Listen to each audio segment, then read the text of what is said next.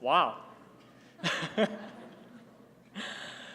Well, I've been asked to sort of moderate the closing remarks here, and I was asked, this was about 10 minutes ago. Being a person who really doesn't like speaking in front of people, my first thought was to actually go out that direction and leave. But I realized that probably wouldn't be a good thing to do. But in addition, having the honor to introduce our afternoon keynote speaker is really wonderful. I'm very glad to have that opportunity. I know that the planning committee, when we started out, had the idea that we'd like to have two keynote speakers. The first in the morning, somebody who has spent their entire lives in student affairs, and Dr. Jan Gong was absolutely the perfect person to introduce the day for us. We then thought that at the end of the day, it would be very nice to have a young professional in student affairs, somebody who attended and earned their degree here at UC Davis, and as a result of their experiences here within student affairs, decided to make that their career. When that was suggested, I immediately knew who would be the best person to do that. It's an individual who worked with our office in Student Judicial Affairs, and I suggested, and very fortunately, Randeep Kullar, who will be our afternoon keynote speaker, was offered and was very willing to come here today and accept. So with that, I'm going to read Randeep's bio, and I really appreciate Paige, who put the schedule on Guidebook, because I wouldn't have had access to the bio otherwise. So Randeep Kullar is an internship program coordinator for the UC Berkeley Study Abroad.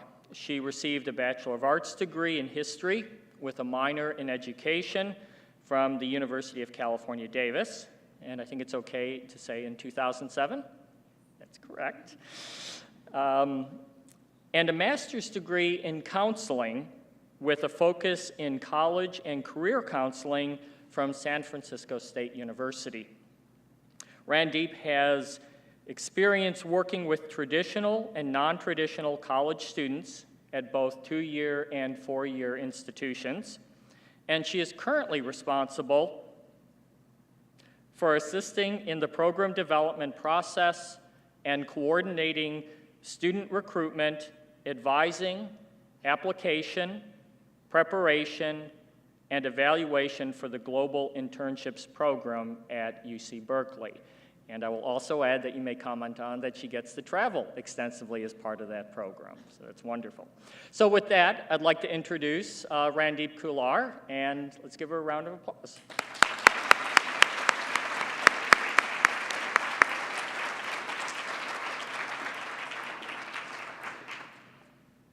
Hi, everyone.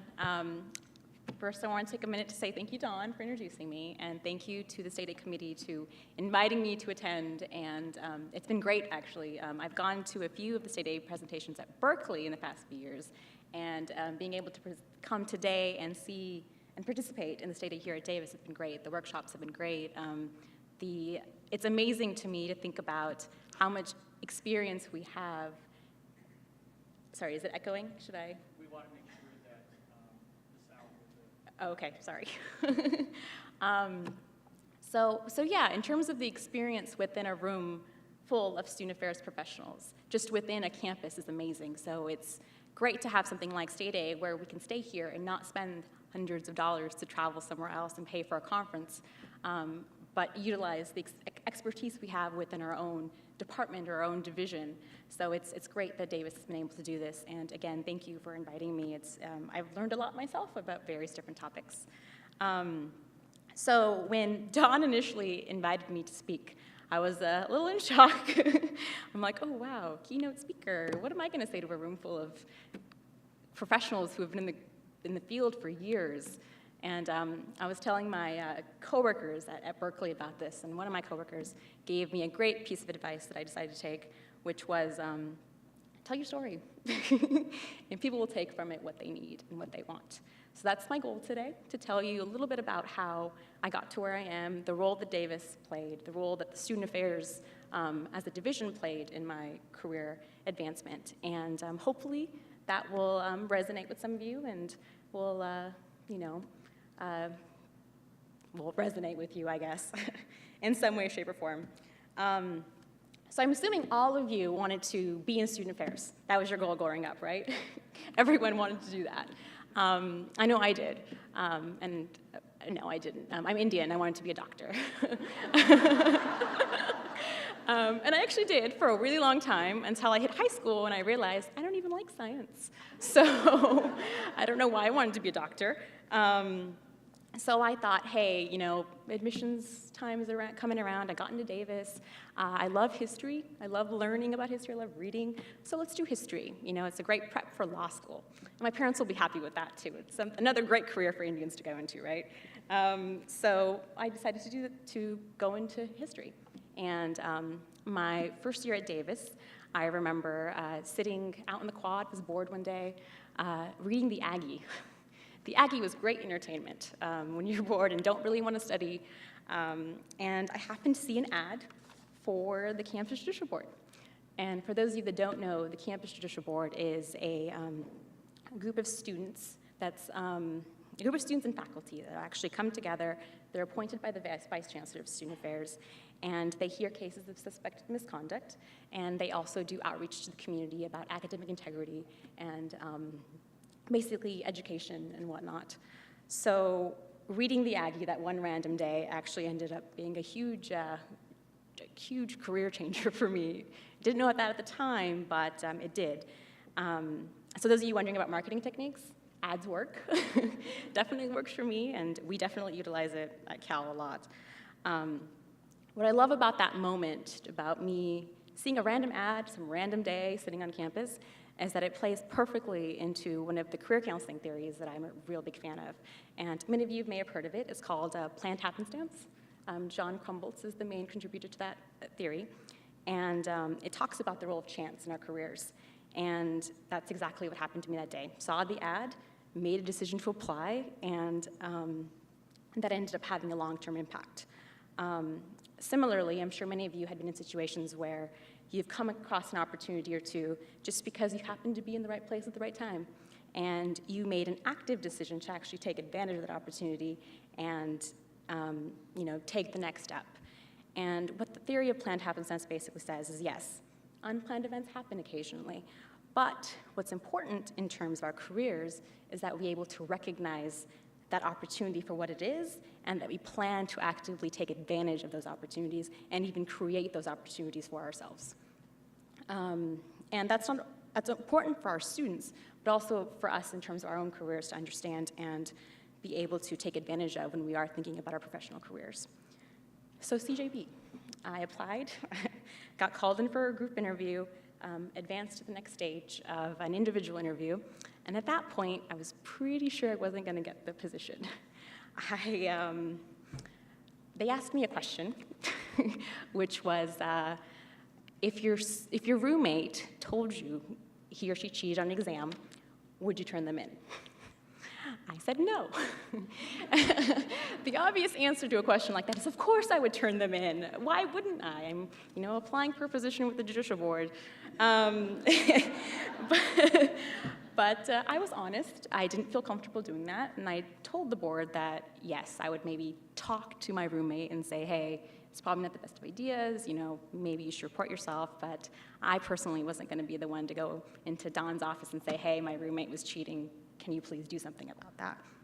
And the room was full of 4 or 5 CJB members, plus, the advisor, Sheila, and they weren't too happy with my response, I could tell.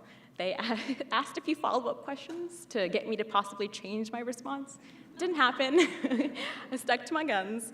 And of course, afterwards, I was like, you're so stupid. Why did you do that? Why didn't you just tell them what they wanted to hear? And so I was shocked when I actually got an acceptance email saying, congratulations, you've been accepted. And then once I was a little bit more comfortable on the board, I asked Sheila Harrington, who is our advisor, about what happened at the interview selection process and whatnot, and she said, yeah, you weren't going to get selected. But she stood up for me and said that she liked the fact that I stuck to my guns, and I wasn't willing to change my answer based on some pressure that I was feeling from the interview committee. So yeah, that ended up getting me my position at CJB, and there I was on the board and still wanting to be a lawyer. And this, of course, has been great training to become a lawyer in terms of judicial affairs and whatnot. So as I mentioned earlier, CJB members conduct outreach about academic honesty, and another role that they fill is the role of a supporting role. Basically, when an accused student or a faculty member comes in, we help advise the faculty member and the students. At that time, around 2005, part of that supporting role included the opportunity to serve as an advocate for the student. So it basically meant that we were presenting the case on basically the student's behalf.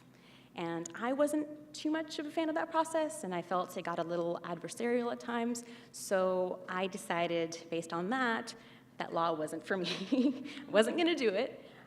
Luckily, the process changed a little bit after that, and it became more of an advising process with the judicial board. So I loved that piece. I worked one-on-one with students, advised them on the judicial process, and helped them during their hearings in terms of, how to present a case, how to ask questions, and what to do in this environment that you're not that familiar with. So I loved doing that. The following year, I was selected as co-chair for the judicial board. And around the same time, one of the judicial officers ended up leaving his position at SJA because of another opportunity that arose. So being short-staffed, SJA asked me to come on board and help to have my own caseload of cases of misconduct. So not only was I chairing the board and hearing cases of misconduct and advising students on that end, but I also had my own caseload. So I was dealing with students one-on-one and resolving cases in an informal process, which is a majority of cases are handled that way. Very few actually go on to a hearing. So things were good. I had my internship, was figuring things out. In terms of choosing a career, I'd crossed law off the list. Was minoring in education, volunteering with some schools here and there, thinking, okay, maybe I'll teach. And then one random conversation with Colette Nuno, actually, who is the assistant director of student affairs. We were just talking about how Colette got to where she was, and she mentioned she had a degree in higher ed. And me at the time was like, degree in higher ed? Does that even exist? And that's kind of when things clicked for me. There had been a disconnect. I was at a university. I worked in an office of student affairs. I was dealing with financial aid, the career center, all of these different offices. And I had great experiences because they helped me navigate the system, but it never really clicked that you can actually do that as a career. Because I was like, these adults just do that. They just do, and there isn't really a way to get there, but they somehow did. So that random conversation actually kind of made things click for me. And it made me realize that I loved working with students. My interactions with the folks here at Davis and Student Affairs had helped me get through Davis, and I actually graduated in 3 years. And I think a lot of that had to do with the help that I got from my advisors and financial aid and the whole navigation of the bureaucracy system here at Davis and every other university that we have here. But that basically made me decide that I wanted to go on to get my master's, and my master's is going to be in higher ed. So my post-Davis years, as Don mentioned, I earned my master's in counseling, and my focus was in college student personnel counseling and career counseling. And I went to San Francisco State, which is an amazing program. They do a great job, another alum, they do a great job of combining the theoretical aspects of counseling along with the practical aspects. So they force you to do a 2-year internship, which at the time is, oh my God, you're gonna make me do a 2-year internship? But when you actually think about it, the 2-year internship is actually what solidifies your experience and the theory. So my first internship was doing college and career counseling at an inner city high school in San Francisco. And then my second year, I was doing career counseling at the City College of San Francisco. These are both drastically different experiences than working with the student population at Davis. Talking to a 16-year-old about college and career planning when he's adamant that he, like everybody else in his family, is going to drop out of school is very different from talking to a 30-year-old adult who has decided to make a career shift and is coming back to community college to start over. Or a student here at Davis who, may be coming in as a reentry student, maybe coming in as a freshman. There's a wide variety of populations, and those 2 years of internship experience, along with my experience at SJ, actually taught me how to work with a wide variety of populations and how to handle the different techniques or different situations. And it's funny because when I have these types of students that come in and you look at the different challenges, on one end you have the student who is trying to understand, why do I need to go to college? Why do I need to do this? And on the other hand, you have students that you're trying to kind of, calm down. You're saying, hey, okay, it's okay that you're 30 and you are starting over and you don't necessarily know what your career goal is. That's completely okay. And one of the questions that I always like asking in situations like these is, if all goes well, how long do you think you'll live? And that hasn't blown up in my face yet. I'm sure at some point it may. But the point of the question is basically to get students to think about the fact that there is a lot of time. And society tends to put these milestones in place for us. At 18, you graduate high school. 22, you graduate college. And maybe you start your career, maybe you go on to graduate school, and then by an X date, you should be married and have kids. So it's these kind of self-imposed society has imposed milestones in our lives. And sometimes we can't meet those milestones, and sometimes it's not practical. And sometimes things just don't go as planned.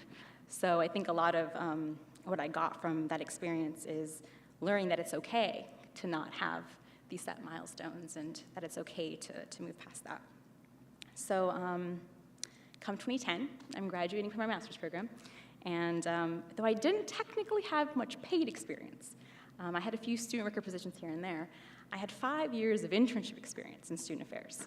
So technically, I had much more experience than a lot of other people, though that wasn't paid experience. So when I was applying for my position at Cal, I came in with 5 solid years of student affairs experience, and within 2 months of graduate school, I was employed. I had a job at Cal, and I was initially the co-coordinator for 4 different programs. I was coordinating a freshman and transfer edge program, which allowed students to start their careers at Cal early during the summer, take classes, and participate in transitional workshops and career workshops, which I conducted. And then a high school program, which allowed high school students to take courses at Cal, and I did college, how to apply to college and those kinds of transitional workshops with that group. And then I had a Bay Area internship program. So that program, I helped students, or we worked with an organization that helps students find internships in the Bay Area. So that was my starting at Cal. And at the end of my first year, we had our first annual review. And Tracy, my supervisor, we went through the usual, how you did, your goals, yada, yada, yada. She asked me if there was anything that she could do for me, or like how I felt about my position. I told her I loved my job, it was great. And in terms of what she could do for me, I said, as long as you keep me challenged, as long as you keep me growing, you have me. So that's your goal. Keep me challenged and keep me growing, and then you can keep me. Honestly, Tracy loves my directness. So Sheila, thank you. It ended up playing to my advantage in the rest of my career. But she promised that she would continue to do that. And soon after, the department decided to create a new internship program. It was called Global Internships. So Tracy asked me to spearhead the initiative to start this program. And all of a sudden, I was creating a new program and being thrust into the world of study abroad, which is great for me. I mean, Tracy took my strengths as a college and career counselor and combined that with the faith that she had in me in being able to handle this new area, which I wasn't too familiar with. And together, we created this program. We currently have 7 locations, international and domestic. I have internships in Dublin, Madrid, Mumbai, Paris, Singapore, Toronto, and the Bay Area. And the students basically go abroad or stay local for between 8 to 10 weeks. And they do an internship and also do coursework, which helps them kind of put the internship as well as the local culture into context. So it's a great experience. Students love the program. And we're actually working on developing programs in Thailand and Mexico City. So it's been great in terms of doing that. And it's funny, actually, one of the first questions students ask me when they hear that I work for Study Abroad is, where did you study abroad? And I actually didn't. People are always shocked about that, because there's so many people that have studied abroad that want to be in the field of study abroad, and I randomly landed into it. And here I am, years later, coordinating, advising, directing, maintaining these amazing sets of programs. And yes, like Don mentioned, I do get to travel. And when you create programs in-house, it actually is very important that you travel to the locations to do health and safety checks, to make sure your students are doing okay, problem solve, put out fires. And it's a lot easier to create a program when you have your partner right in front of you versus trying to email back and forth about costs and housing and instructors and whatnot. So that's been great. And it's also in terms of being able to advise my students about which program is appropriate for them. If I haven't really been to the location, it's kind of hard to say whether Singapore will be a better fit or Dublin will be a better fit. So it's been nice in terms of advising and being able to help my students choose too. Returning back to Crumboltz and his theory of planned happenstance, like I said, I fell into this opportunity. Study abroad is something I never did, never thought about. This is something that I happened to tell Tracy that, hey, if you want to keep me challenged. And what she do, she ended up, taking that seriously and actually put me into this new realm where I was completely challenged. I learned so much. And had I not set that up initially, like if I hadn't said to Tracy, hey, I love my job, but I need to grow and I want more, it may not have happened. And Global Internships is my baby now. I helped create it, I helped run it, and nobody knows that program better than I do. But again, if I hadn't told Tracy that initially, it may not have happened. It may have gone to somebody else. So every year when that annual review comes around, I joke with Tracy, keep me entertained, and I'll be here. The minute I get bored, I'm going to be out that door. And I'm very serious about that. I say it jokingly, but for me as a professional, and I'm sure for everybody in this room as a professional, it's important to grow and to not get complacent. And it's important to make sure that you're able to tell your supervisors this and be honest about what you want, where you want to see yourself develop and grow, and take the initiative and plan for these events that may come up. And that's why I've always liked Crumbolt's theory, because it plays perfectly into a lot of that. You can't always plan for what's happenstance, basically, but when something does happen, you need to be ready for it and be ready to create those opportunities. Let's see. I lost my train of thought now. So I did want to say, I love my job, everything's great, but as we all know, not everything we do is dandy. Not everything in student affairs is, 100% great. I would say about 90% of my job is amazing, and I love 90% of my students, but there's that 10% that, gets on my nerves and is irritating, and you sit there trying to pull your hair out. You're like, what are you doing? I get the occasional student that wants me to explain to them why it's hot in Singapore, or why there's bugs in Singapore and I can't get rid of them, or why the internet doesn't work during the monsoons necessarily as well as people want them to in India.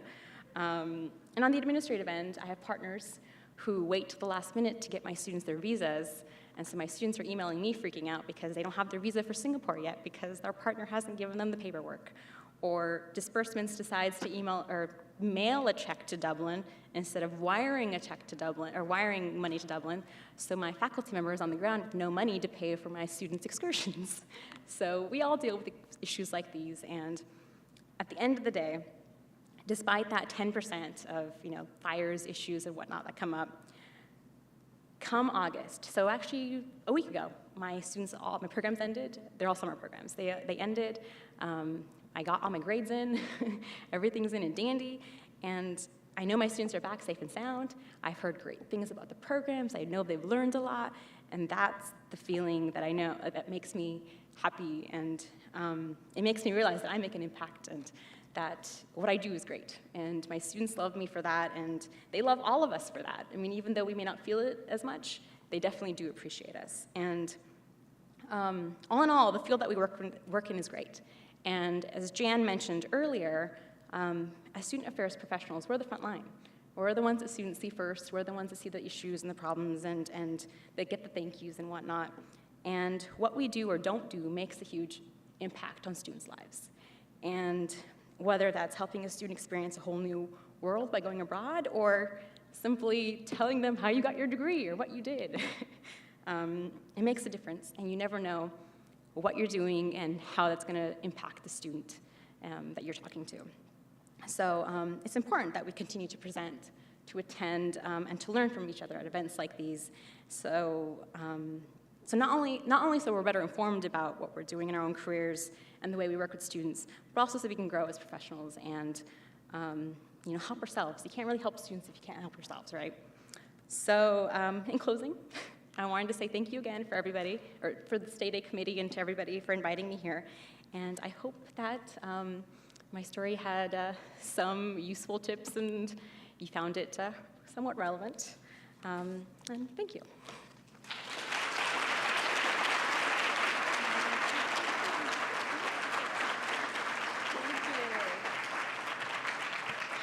Well, I want to thank Randeep for her wonderful narrative, because I do think memoir really can resonate to many people of how we are here in this place today.